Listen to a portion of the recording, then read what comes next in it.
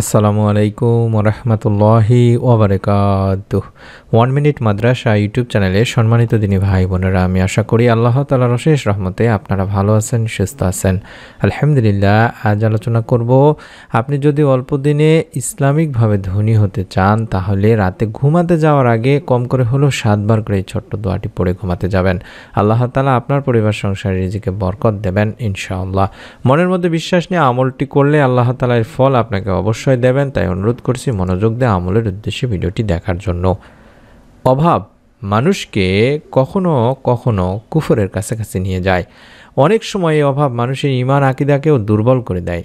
ইসলামে প্রাচুর্যতা ও ধনাঢ্যতাকে নিষেধ করা হয়নি, তবে এই প্রাচুর্যতা ও ধনাঢ্যতার মধ্যে বা সঙ্গে ইসলামের বেশ কিছু বিধান যুক্ত আছে, যা পালন করলে আপনার এই ধনাঢ্যতায় কোনো সমস্যা নেই। কারণ নবী করিম সাল্লাল্লাহু আলাইহি ওয়াসাল্লামের অনেক সাহাবীরা অনেক ধনী ছিলেন। আমরা সবাই চাই যে আমাদের জীবনে কল্যাণময় হোক, প্রাচুর্য আসুক, রিজিক বেড়ে যাক, সহজে যেন ধনী হয়ে যেতে পারি।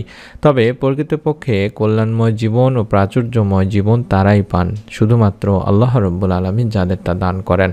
তাই জীবনে প্রাচুর্য বা কল্যাণময় করার জন্য অবশ্যই আমাদেরকে সেই আমলগুলোই বেশি বেশি করতে হবে, যে আমলগুলোর মাধ্যমে আল্লাহ রাব্বুল আলামিন তার বান্দার রিজিক বৃদ্ধি করে থাকেন। যেমন ইস্তেগফার পাঠে বান্দার অভাব মোচন করা হয়, পাপাচার ক্ষমা করা হয়। সন্তান সন্ততির অভাব যেমন থাকে না, তেমনি রিজিকেও আসে পরিপূর্ণ বরকত। তাই অভাব মুক্ত থাকতে পবিত্র কোরআনে বেশি বেশি ইস্তেগফার পাঠের নির্দেশ দেওয়া হয়েছে, যার ফলে মহান রব্বুল আলামিন আল্লাহ মানুষকে উত্তম রিজিক সহ অসংখ্য নিয়ামতে ধন্য করবেন বলেও জানিয়েছেন। মহান আল্লাহ রব্বুল আলামিন বলেন, অতঃপর বলেছি, তোমরা তোমাদের পালনকর্তার কাছে ক্ষমা প্রার্থনা করো, তিনি অত্যন্ত ক্ষমাশীল, তিনি তোমাদের উপর অজস্র বৃষ্টিধারা ছেড়ে দেবেন, তোমাদের ধন সম্পদ ও সন্তান সন্ততি বাড়িয়ে দেবেন, তোমাদের জন্য উদ্যান স্থাপন করবেন এবং তোমাদের জন্য নদী নালা প্রবাহিত করবেন। সূরা নূর আয়াত 10 থেকে 12। তাই অনুরোধ করছি, রাতে ঘুমাতে যাওয়ার আগে কম করেও বেশি বেশি করে ইস্তেগফার পড়বেন, অর্থাৎ আস্তাগফিরুল্লাহ আস্তাগফিরুল্লাহ আস্তাগফিরুল্লাহ পাঠ করবেন।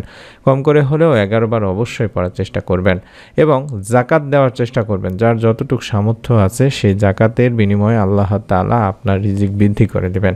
কারণ জাকাত ইসলামের গুরুত্বপূর্ণ স্তম্ভসমূহের মধ্যে অন্যতম একটি। অভাবমুক্ত সমাজ গঠনে জাকাতের বিকল্প নেই। তাই অভাবমুক্ত সমাজ গঠনের উদ্দেশ্যে যথাসময়ে নিজ উদ্যোগে রাষ্ট্রীয় তথা নির্ভরযোগ্য জাকাত ফান্ডে আপনার জাকাতের টাকা জমা দিতে হবে। জাকাতের অর্থ সুষম বন্টনের জন্য কারা এই অর্থ পাবে তার সুস্পষ্ট বর্ণনাও এসেছে পবিত্র কোরআনুল কারিমে, অর্থাৎ আল্লাহ রাব্বুল আলামিন নিজেই বলেছেন। বলা হয়েছে যে জাকাত হলো কেবল ফকির, মিসকিন, জাকাত আদায়কারী ও তাদের চিত্ত আকর্ষণ প্রয়োজন, অর্থাৎ নব মুসলিম যারা তাদের হক, এবং তার দাস মুক্তির জন্য, ঋণগ্রস্তদের জন্য, আল্লাহর পথে জিহাদকারীদের জন্য এবং মুসাফিরদের জন্য। এই হলো জাকাতের নির্ধারিত আল্লাহর বিধান এবং আল্লাহ সর্বজ্ঞ প্রজ্ঞাময়। সূরা তাওবার 60 নম্বর আয়াতে আল্লাহ রাব্বুল আলামিন নিজেই বলেছেন।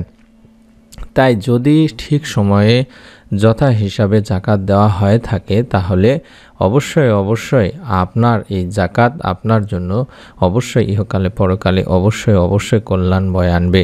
তাই অনুরোধ করছি, জাকাতের বিষয়টি নিয়ে অবশ্যই সিরিয়াস হওয়া উচিত।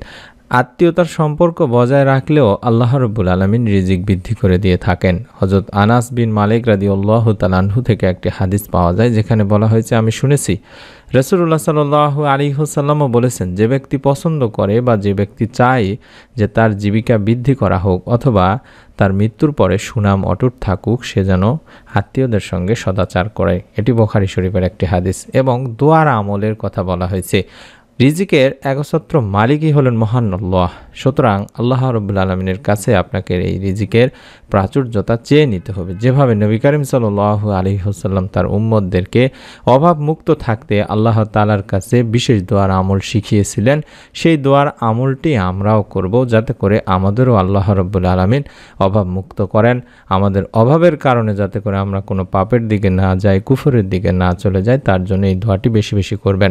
রাতে ঘুমাতে যাওয়ার যাওয়ার আগে অবশ্যই ইস্তেগফার পাঠ করে এই দোয়াটি কম করে হলেও 7 বার পাঠ করবেন এবং অন্যান্য ঘুমানোর যে আমলগুলো রয়েছে সুন্নতি আমল সেগুলো তো অবশ্যই করবেন। এক্সট্রা হিসাবে এই আমলগুলো অবশ্যই করবেন। যে দোয়াটি দেখাচ্ছে এই দোয়াটি 7 বার পাঠ করবেন, চাইলে মোবাইলে দেখেও পড়তে পারেন। আল্লাহুম্মা ইন্নী আউযু বিকা মিনাল কুফরি ওয়াল ফাকরি, আল্লাহুম্মা ইন্নী আউযু বিকা মিন আযাবিল কাবরি, লা ইলাহা ইল্লা আনতা, আল্লাহুম্মা ইন্নী আউযু বিকা মিনাল কুফরি ওয়াল ফাকরি, আল্লাহুম্মা ইন্নী আউযু বিকা মিন আযাবিল কাবরি, লা ইলাহা ইল্লা আনতা, আল্লাহুম্মা ইন্নী আউযু বিকা মিনাল কুফরি ওয়াল ফাকরি, আল্লাহুম্মা ইন্নী আউযু বিকা মিন আযাবিল কাবরি, লা ইলাহা ইল্লা আনতা। এই দোয়াটি 7 বার পাঠ করবেন। হে আল্লাহ, আপনার নিকট কুফরি ও দরিদ্রতা হতে আশ্রয় চাচ্ছি। হে আল্লাহ, আমি কবরের আযাব থেকে আপনার কাছে আশ্রয় চাচ্ছি এবং আপনি ছাড়া কোনো ইলাহ নেই। এই দোয়ার আমলটি আমি আবারও দোয়াটি দেখাচ্ছি। এই দোয়ার আমলটি অন্তত ইস্তেগফার পাঠ করে যদি 7 বার পড়েন, আল্লাহ রাব্বুল আলামিন ও আপনার পরিবার সংসার ইনশাআল্লাহ রিজিকে বরকত দিবেন, অভাব অনটন দূর করে দেবেন। মনের মধ্যে বিশ্বাস নিয়ে আমলটি আজ থেকে প্রতি রাতে ঘুমাতে যাওয়ার আগে অবশ্যই একবার করে হলেও করবেন। এই নিয়তে বা উদ্দেশ্যে ভিডিওটিতে একটি করে লাইক দিয়ে অন্তত আমিন লিখে কমেন্ট করতে ভুলবেন না। আপনার নিকট আত্মীয় স্বজনদেরকেও ভিডিওটি শেয়ার করে দিন সদকায়ে জারিয়ার সওয়াব পাওয়ার উদ্দেশ্যে। পরবর্তী নতুন আমলের ভিডিওগুলো সবার আগে পাওয়ার জন্য চ্যানেলটি সাবস্ক্রাইব করে বেল বাটনটি অন করে রেখে দিন। সকলে ভালো থাকুন, সুস্থ থাকুন। নতুন ভিডিও দেখার আমন্ত্রণ জানাচ্ছি। আসসালামু আলাইকুম ওয়া রাহমাতুল্লাহি ওয়া বারাকাতুহু।